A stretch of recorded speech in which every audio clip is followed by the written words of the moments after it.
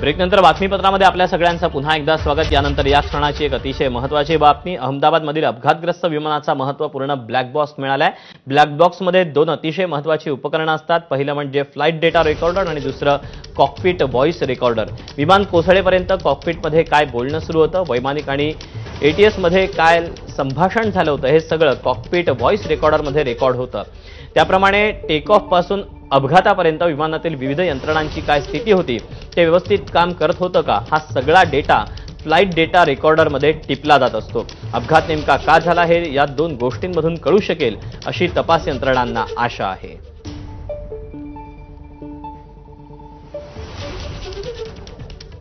Black box मधील माहितीच्या आधारे कोणता डेटा तपासला जाईल आपण पाहूया। विमानाच्या इंजिन ब्लेडचं तापमान किती होतं,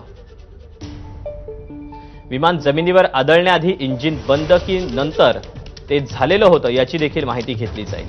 विमानानं टेक ऑफ घेतल्यावर एटीसीशी संपर्काबाबत जी माहिती आहे ती देखील कळू शकेल।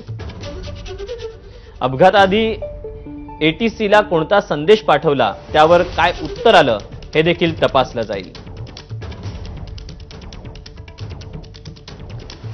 अहमदाबाद विमान दुर्घटनेनंतर विमानाचा ब्लॅक बॉक्स यंत्रणांच्या हाती लागला। अपघाताच्या कारणांपर्यंत त्यामुळे पोहोचता येणार आहे। नेमकं विमानाच्या ब्लॅक बॉक्सचं महत्त्व काय, याबाबतची माहिती निवृत्त ग्रुप कॅप्टन विनायक देवधर यांच्याकडून जाणून घेतली। मुकुल कुलकर्णीनं पाहूया। ग्रुप कॅप्टन विनायक देवधर यांच्याशी।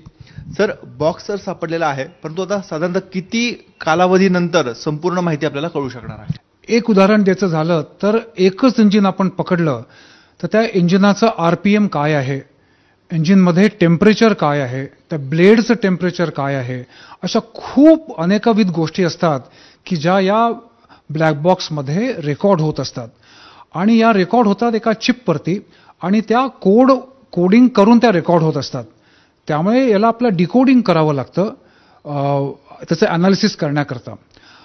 तसंच दुसरं असतं की हे जे ब्लॅक बॉक्स असतो, आपण जरी त्याला ब्लॅक बॉक्स म्हटलं तर हा ऑरेंज रंगाचा असतो, सो दॅट आपल्याला दुरून दिसू शकतो, पाण्यामध्ये दिसू शकतो। आणि हा जो ब्लॅक बॉक्स असतो हा आपण ऍक्च्युअली आगीत जरी ठेवला तरी त्याला मिनिमम मला वाटतं 5 की 10 मिनिटं तो जरी आगीत राहिला तरी त्याला काहीही होत नाही। पाण्यामध्ये तो कित्येक महिने राहिला तरी त्याला काही होत नाही, अशी याची रचना केलेली असते।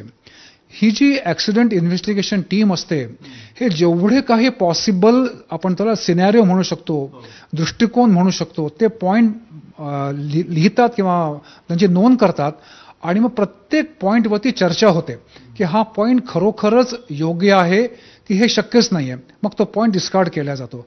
असं करत करत करत करत सगळे पॉइंट सोडून मग एकाच पॉइंटला शेवटी येतात की हाच फक्त एक जो मुद्दा आहे त्याच्यामुळे ऍक्सिडेंट झाला असावा। हे सगळे जे एक्सपर्ट्स आहेत त्यांचं डिस्कशन होतं, सायंटिफिक डिस्कशन होतं, अनालिसिस होतं, त्याच्यावरनं फक्त हे ठरतं। ऑफिशियल रिपोर्ट साधारणतः 4 आठवड्यामध्ये आपल्याला मिळायला काही हरकत नाही, प्रिलिमिनरी रिपोर्ट। आणि मग डिटेल रिपोर्ट, त्याच्यामध्ये खूप बारीक बारीक माहिती असते।